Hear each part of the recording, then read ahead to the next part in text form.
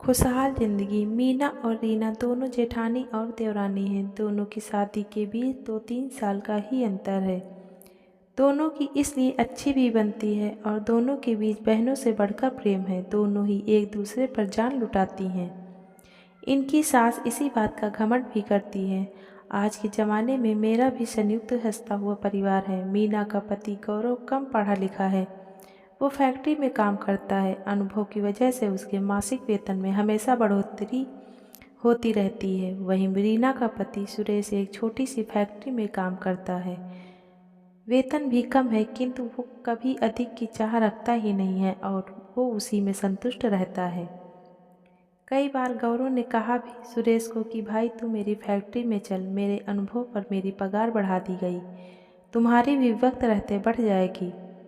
सुरेश उस बात को टाल देता और वो अपनी उसी फैक्ट्री में जाता। धीरे धीरे वक्त गुजरने लगा। मीना और रीना के बच्चे भी बड़े होने लगे। मीना के बच्चे बड़ी स्कूल में जाते, वहीं रीना के बच्चे छोटी स्कूल में। मीना कभी कभी कह भी देती, तुम्हारे बच्चों की शरारत की वजह से मेरे बच्चे पढ़ नहीं पाते, तुम अपने बच्चों को कमरे में ही रखा करो। वक्त के साथ सब कुछ बदल जाता है। सासू माँ का देहांत हो गया और दोनों भाई साथ रह रहे थे, पर मीना को अपने पति के कमाए पैसों का घमंड होने लगा। वो अब घर में पैसे देने पर ताने कसने लगी। हर छोटी बात पर रीना पर को सुनाने लगी। मोहल्ले में भी कहने लगी, मेरा पति घर चलाता है, रीना के पति से क्या घर चलेगा। मीना देखते ही देखते पूरी तरह से बदल गई। पैसों की आड़ में वो धीरे धीरे सब कुछ भूलती जा रही थी। सासू माँ के घर को वो बराबर हिस्से में बांटने लगी और फिर रीना और उसके पति को घर से अलग कर दिया। उसने अपना एक आलीशान घर भी बनवा लिया, अपने बच्चों को विदेश पढ़ने भेज दिया। वही रीना एक छोटे से घर में रहने लग गई। उसका पति उसी फैक्ट्री में जा रहा था। रीना ने भी दिन दुगनी रात चौगुनी कर पैसा कमाना शुरू किया। जितने भी पैसे वो दोनों मिलकर कमाते, उन पैसों से वो अपने बच्चों को पढ़ाते। उसके बच्चों में बहुत अच्छी समझ थी। वे अक्सर किसी बात की जिद नहीं करते अथवा संस्कारों से पूर्ण रूप से भरे उसके बच्चे बहुत साधारण जीवन जीते थे। धीरे धीरे बात बढ़ने लगी। एक दिन मीना ने अपनी काम वाली बाई को बोला, तुम ये सब मिठाई और खिलौने ले जाया करो, कुछ कमी हो तो मुझे बताया करो, तुम्हारे सिवा यहाँ मेरा है ही कौन। गौरव सुबह 10 बजे से रात 10 बजे तक फैक्ट्री में रहता है। एक तुम ही तो हो, वरना इस आलीशान घर में मेरा रहने का भी मन न हो। मीना अपने पति गौरव को हमेशा कहती, मैं पूरे दिन घर में अकेली रहती हूँ, मेरा मन ही नहीं लगता। गौरव ने कहा, अब जब गलती तुमने की है तो तुम ही पश्चाताप करो। संयुक्त परिवार मात्र साथ रहने के लिए नहीं बल्कि सुख दुख बांटने के लिए भी होता है। एक की ज़रूरत पड़ने पर हमें 2 लोग मिल जाते हैं।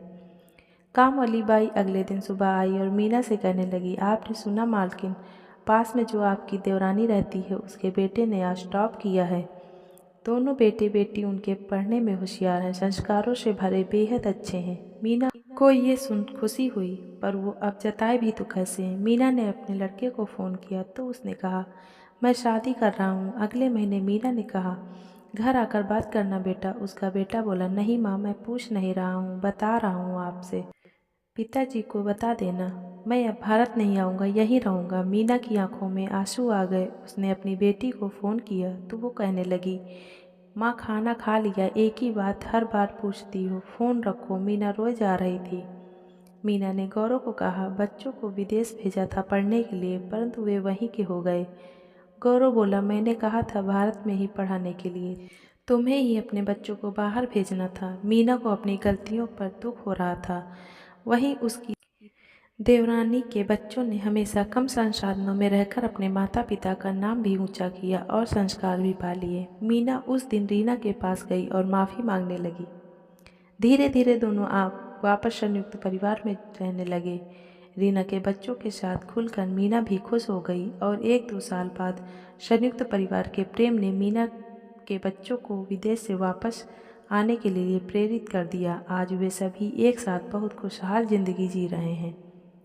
संयुक्त परिवार दुख सुख झगड़े अपनेपन सभी का संयोग है। जीवन की कठिनाइयों में हम कभी भी खुद को अकेला नहीं पाएंगे। कहानी अच्छी लगी हो तो प्लीज़ लाइक करें, सब्सक्राइब करें।